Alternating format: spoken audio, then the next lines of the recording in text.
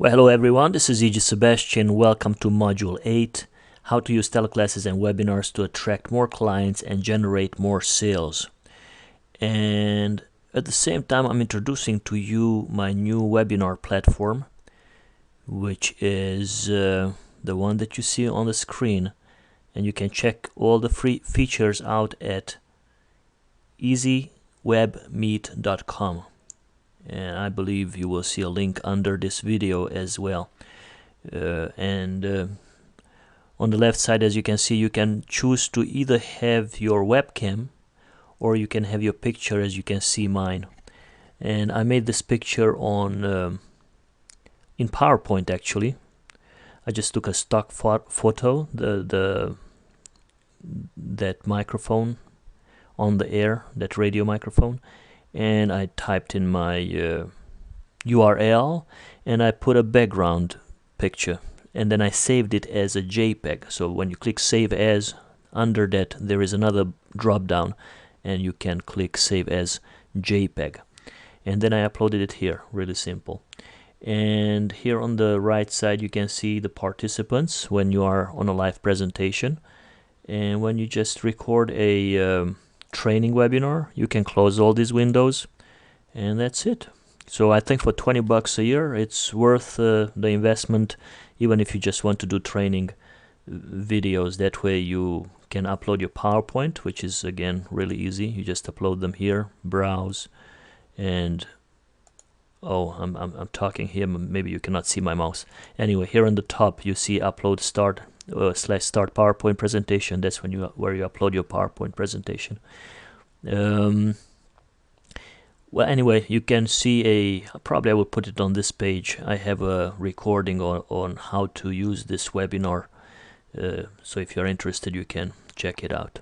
And the easywebmeet.com is my affiliate URL, and you can spell it either way. EZ as two letters, E and Z, or easy as in easy, not hard. And let's get started with Module 8, how to use teleclasses and webinars to attract more clients and generate more sales. I just want to warn you that I will use the term webinars and teleclasses interchangeably. They are not the same, of course, as far as effectiveness.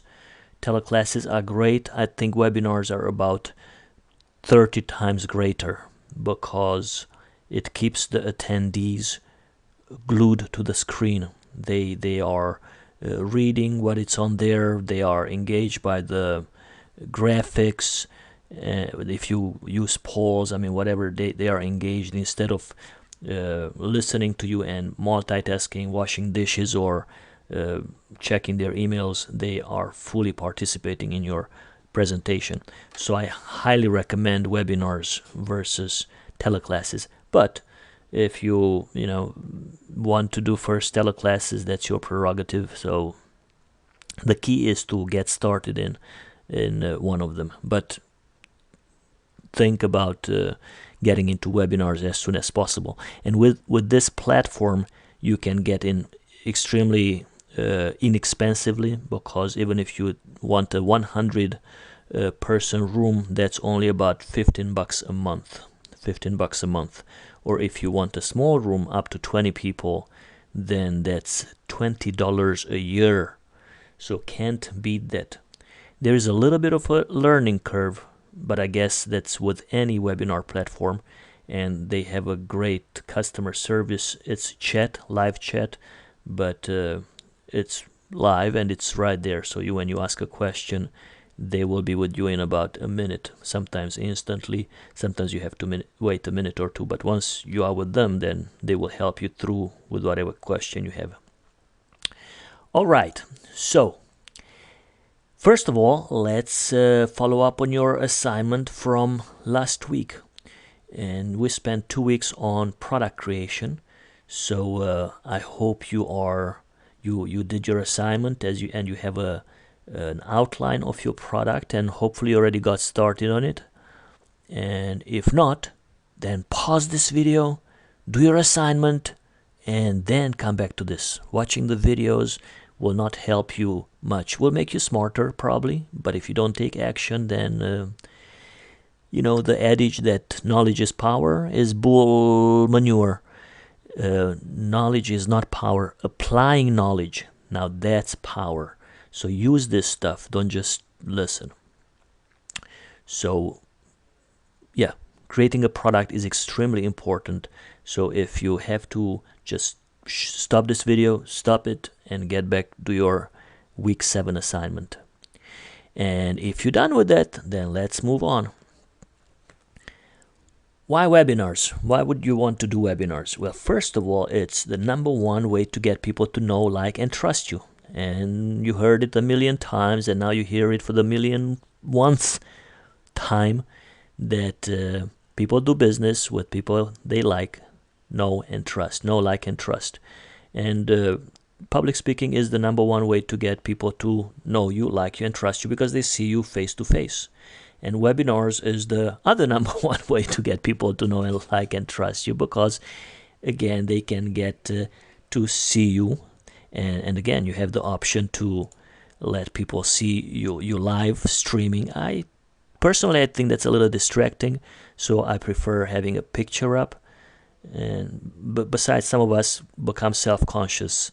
I'm staring at the PowerPoint, and then I don't like that.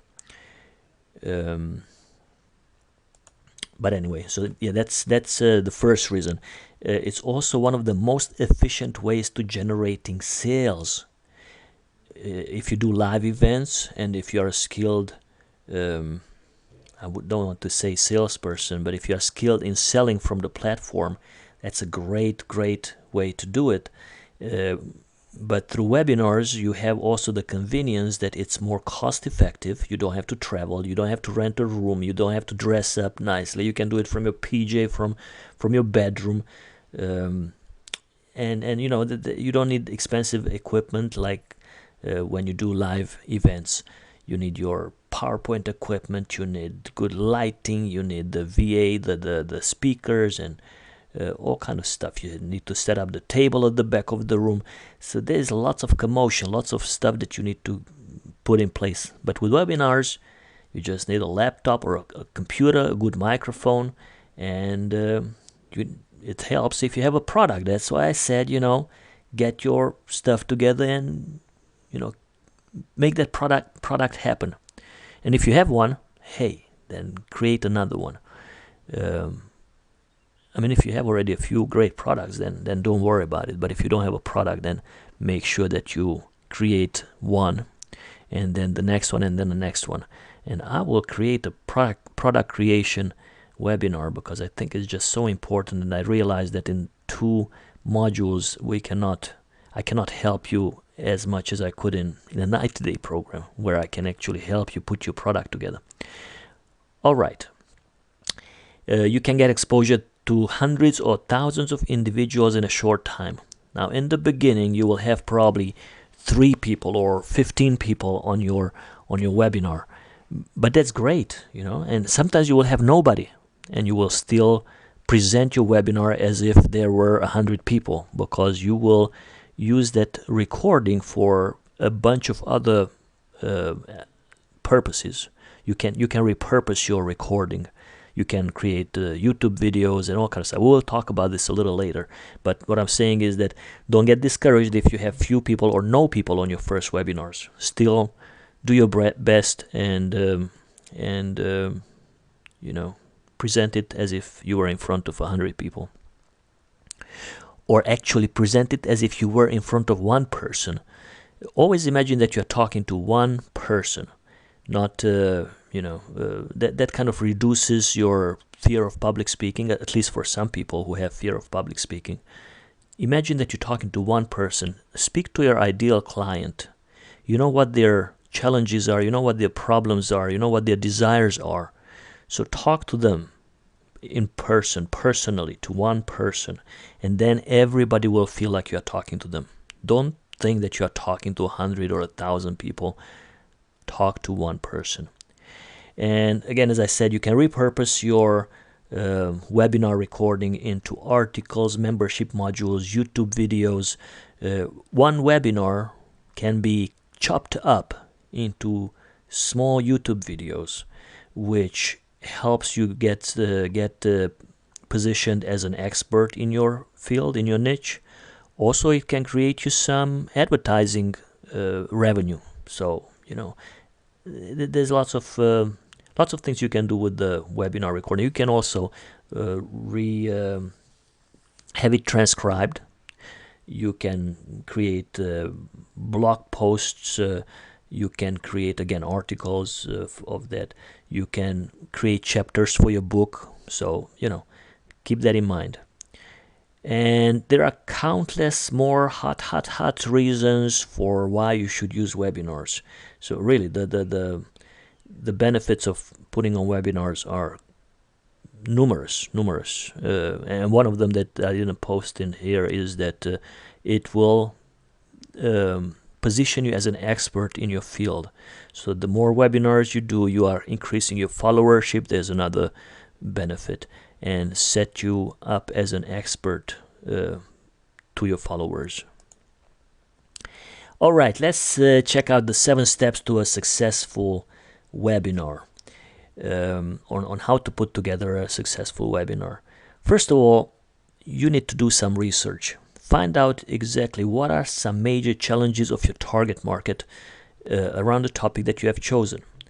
So make sure that you do some research in your in forums, do polls. You can type in your keywords, the research keywords in the search engines, in the search engine. Use whatever means you know about on how to find out most about your target market. And hopefully by now you already know what are your target's market pain areas, strong desires, challenges, etc. So that without this piece, without knowing, without understanding what's your target market pain, you cannot put on successful events, because what will you talk about, right? I mean, how will you engage? How will you make people come to your webinar? You need to know what hurts them and then offer them a solution to that hurt. So that's why little basic research is helpful. Also, some people already have done that research. So talk to them or look up, do searches and find out, what are your target market's needs. Pick a topic that proposes to solve a major problem. Pick a hot topic that proposes to solve a major problem. Create a list of 7 to 10 points that will help you present your topic. Okay, don't try to cover everything. Just cover a limited number of points that will help you present your topic. Then the next step, put the meat on the points you developed in the previous step. Promote your event. Use a smorgasbord of strategies. Use a large, well, not large number, but various strategies to attract a high number of attendees to your webinar, and we'll talk about some of these strategies a little later. And then, of course, deliver your engaging and strategically built presentation. And I say strategically built because it has to be built in a way that it engages the audience and also builds up to the final closing, where you will sell something, or you will offer something, or you will invite them to join your list. And then the last piece in putting together a successful webinar is the follow-up piece. Even though that's not part of the webinar, and actually the first steps are not part of the webinar, the follow-up is important, as that will help you develop building your relationship with the participants.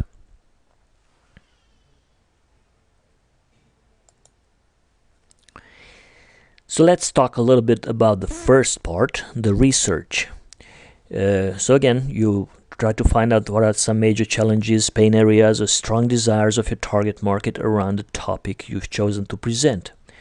LinkedIn is a great place, especially the groups where you can put polls, surveys. You can ask questions. You just ask, what is your most burning challenge as a coach or as a consultant or as a parent or whatever group, whatever your target market is.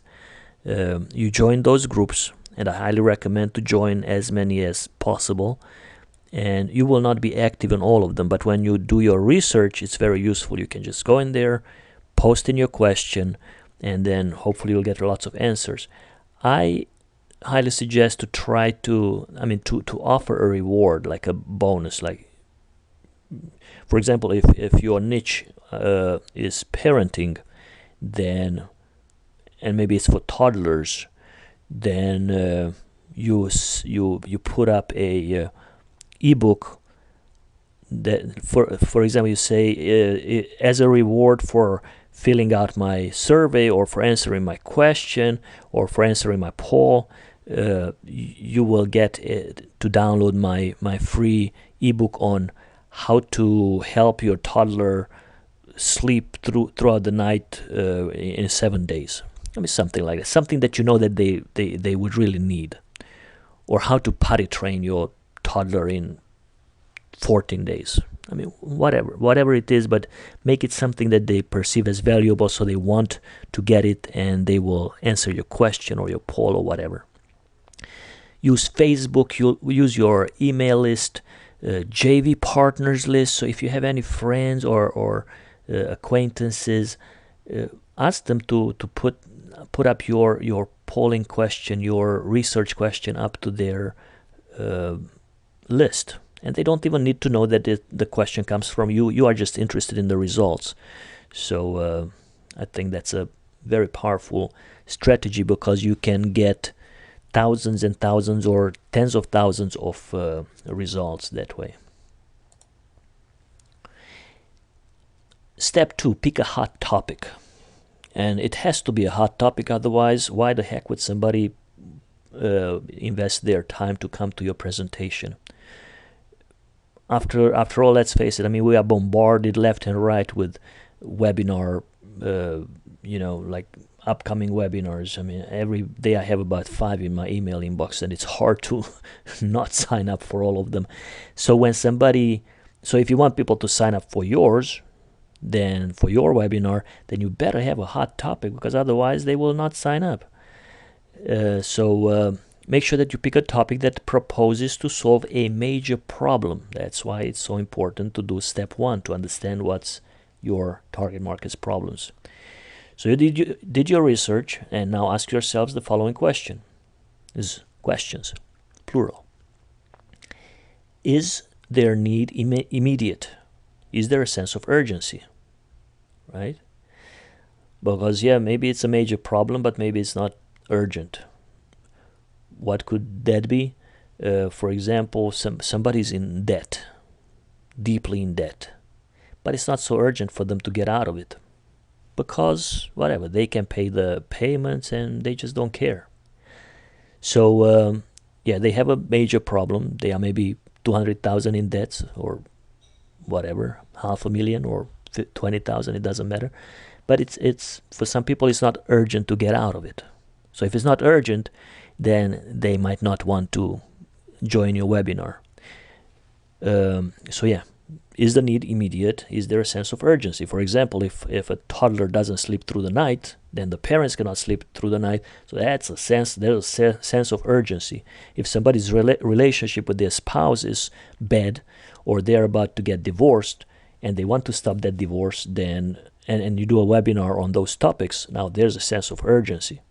If somebody's business is struggling and you are proposing to help them get more clients, increase profits, now there's a sense of urgency.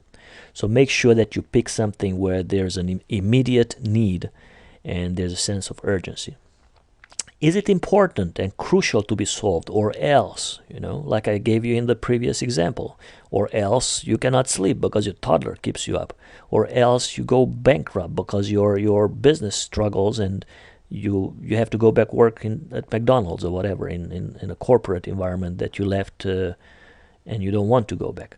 So is it important? Because sometimes there is a sense of urgency, the phone is ringing and ringing like crazy, so there's a sense of urgency, but is it important? No, I don't think so. I mean, it's leave a message, or if it's an emergency, call 911. So sometimes some things are urgent, but they are not really important. Stephen Covey explained this really well in his book 7 Habits of Highly Effective People. Next question is, are they willing to pay for it? Because some needs are urgent and they are important, but people are not willing to pay for it, or they cannot afford it. So it's important to pick a topic that is targeting people who can also afford it and are willing to pay for it. If someone cannot go sleep through the night because of their baby's crying, they're willing to pay for it, especially if they can afford it. So again, watch out who you're targeting. And if the business is struggling, and that's what I found out early on in my coaching practice, that I tried a couple of soft niches, such as life balance coaching, for example, and I had difficulty attracting clients. So when I switched to small business coaching, small business success coaching, then I started getting clients, because small businesses struggle. 8 out of 10 go out of business by second year. So they every day they struggle to get out of red, to start being profitable, and they just see their efforts going out in vain. So if somebody offers a solution that says, I can help you become profitable, then they will hire you. So they are willing to pay for it, and even if they can't afford it, they will get that money somehow. And the beauty of it is, in this instance, for example, that with businesses you can barter. For example, if they provide services, like I had a new landscaper, they did my landscaping and I coached them in exchange on how to promote themselves more effectively. So yeah, you can barter with them. Whatever services or products they have, they can provide you that, and you can provide coaching in exchange. And then the last question that you should ask yourself, or at least these 4 questions: can I deliver content that will deliver results? Deliver. Okay, I have some repetition in there. But yeah, can you deliver some content that will ensure that they will get the results? And maybe ensure is a strong word, but can you help them get the results they desire? So these are the 4 questions that you should definitely answer with yes before you finalize your topic. Third step in putting on a great webinar: develop an outline. Like you see in my webinar here today, I have it point by point. This is what you do first, second, third, fourth, and before I put the meat on it, I develop the skeleton. This is what I will talk first, second, third, fourth, fifth, and then I put on the content and the slides and the graphics and all that. So develop an outline. As you see my little guy there, my stick figure, I believe they call them, he puts together a blank outline. And that's how you start out. This is how many points I want to talk about. Create a list of 7 to 10 points. For example, you put on your topic. So in the middle, like you see on the right side, you put the problem you propose to solve. Why is this happening? You can ask this question, and that's not always important, but it's good often if you know why is it happening, because that can unearth the real cause of the problem. Sometimes the problem that coaches and consultants try to solve is not really the problem, but it's the symptom. So asking why is this happening And I believe it's called, there's a technique called the 7 whys or the 5 whys, but 5 why, so the question why.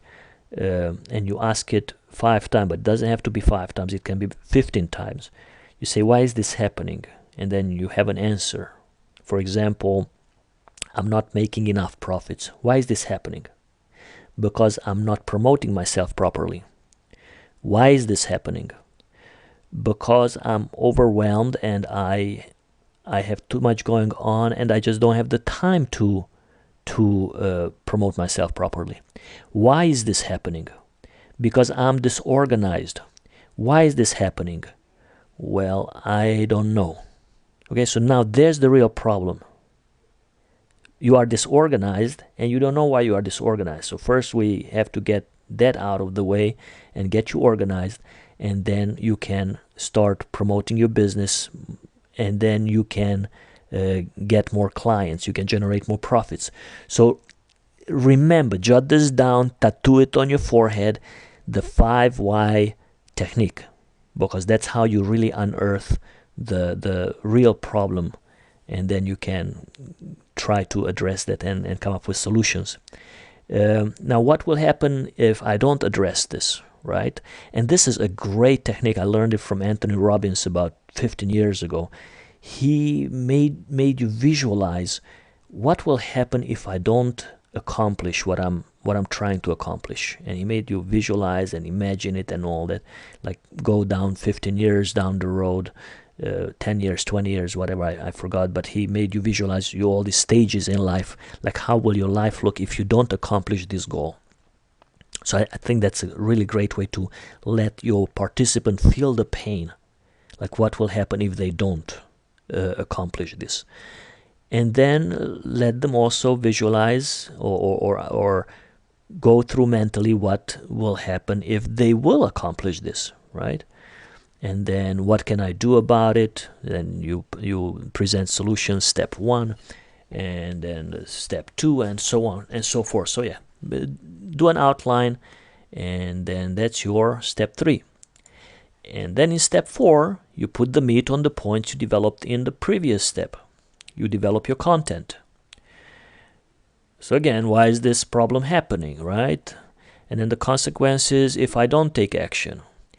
And you put those bullet points in there. And if you are truly a master of your topic, and you will become, even if you are not currently a master of your topic, the more you will present it, the more you will know about it. And that's why it's great to put on interviews, radio interviews, listen to other people's interviews on this topic, read books on the topic. I mean, get immersed in your niche, and once you set up little bullet points, then you can talk on your bullet points, endlessly. Of course, you shouldn't. You should be mindful of time and all that, but you should be able to put together a PowerPoint presentation, for example, with a few bullet points, and then talk intelligently about it and let them see that you know what you're talking about. But yeah, so you put the content around the skeleton you just built in step number 3. Next, you will promote your event, because you put together your event.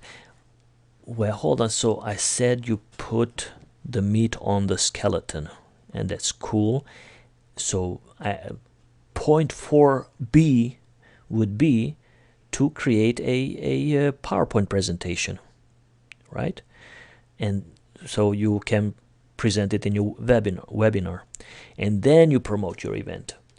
And to put together your PowerPoint presentation, I don't know if I will mention this later. I think I will, yes, but I will mention it now too. You can get graphics from presentermedia.com. There is a fee. I believe it's $57 per year, or is it the one-time fee? I forgot. I know they have like a yearly fee and a one-time fee or a monthly fee. I don't know. But you can get royalty-free graphics. Whatever you see here is from presentermedia.com. Also sxc.hu. SamX SXC, C as in cat, SXC.hu. Those are royalty-free graphics as well. And I believe in your PowerPoints, actually you can use any kind of graphics, but don't take my word for that. Consult your attorney as always. Okay, so you promote your event. As I said, use a variety of approaches. And if you know of one approach that generates great results, stick with that one or two approaches. And actually, as time will go by, you will notice that some work and some don't. So you will stop doing the ones that don't work. So promote your event to your list. Of course, if you have one. If you don't have one, work on it constantly to grow your list. That's where your money is. You will hear that a million times. If you haven't heard it yet a million times, and you will hear it a million more. So yeah, you need a list, and that's why it's so important to have a marketing funnel set up, and we talked about it in the previous module. And so you promote to your list, promote on LinkedIn to all the groups that you belong to, and you should not belong to 3 groups. You should belong to 50 groups. And you promote with the share this button. If you have a blog, as I said, I highly recommend a WordPress based website, or probably you can install it on your any kind of website. Also have a share button where you can click on LinkedIn and you can share your event with all 50 of your groups that you belong to.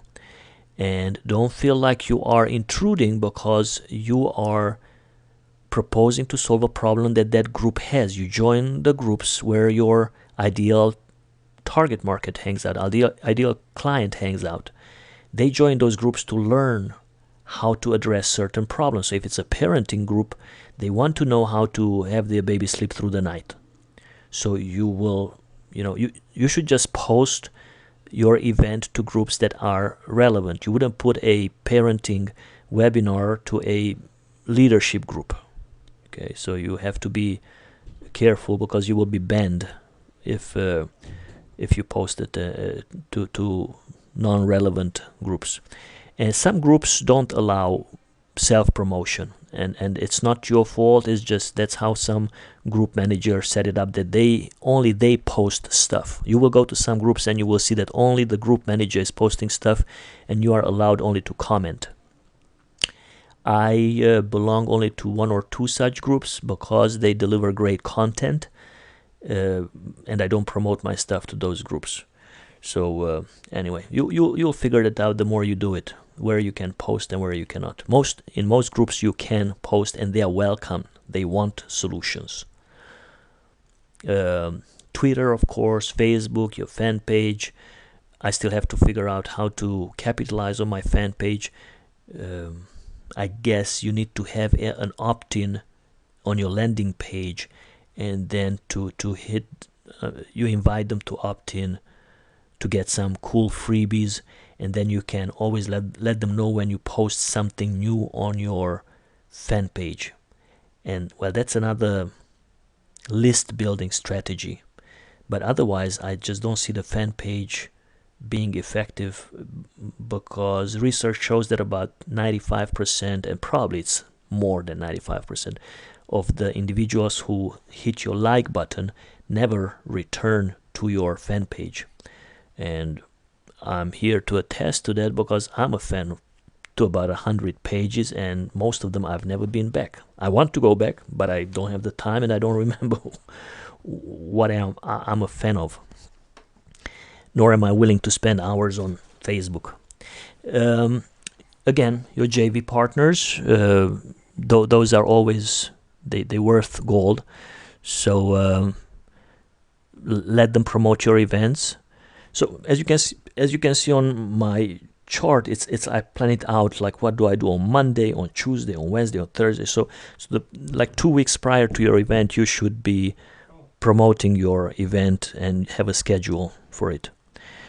And then use promo services. There's one called Teleclass.com. There is a small fee to promote your event.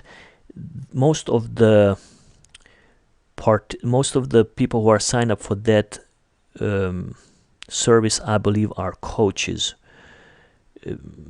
It's a pretty large list. I know that it used to be free, or it used to be also less expensive. So there used to be lots of members, and I used to get lots of participants from that service. Now it's a little more expensive, and there are fewer people on it. So I don't know, but anyway, it's one way to get some participants. And on Facebook, on LinkedIn, you can post your event for free, and I will post actually under this this video. I will post 21 ways on how to promote your teleclasses and webinars, and you will see some more ideas in there.